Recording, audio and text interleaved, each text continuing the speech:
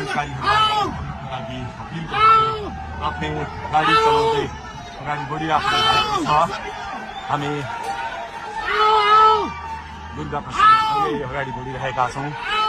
यहाँ निकै ठुलो मात्रामा युवाहरूको उपस्थिति देख्न सकिन्छ। ठुलो मात्रामा युवाहरूको उपस्थिति, प्रहरीको बार तोडेर दुर्गा प्रसाई आफै अगाडि बढ्दै हुनुहुन्छ। प्रहरी घेरामा प्रहरीलाई गाडीले पेलेर दुर्गा प्रसाई अगाडि बढ्दै हुनुहुन्छ।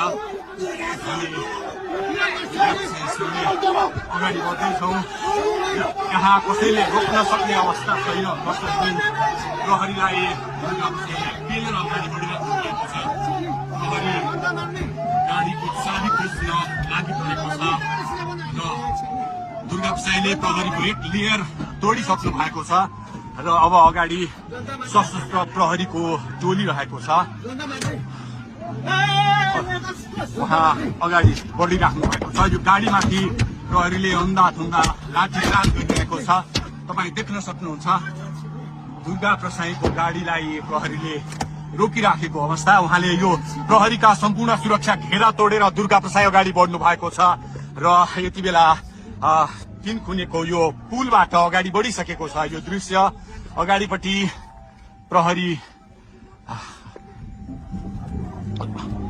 प्रहरीका यी घेरा तोडेर दुर्गा प्रसाई अगाडि बढिराख्नु भएको छ। हामी दृश्य देख्न सक्छौं।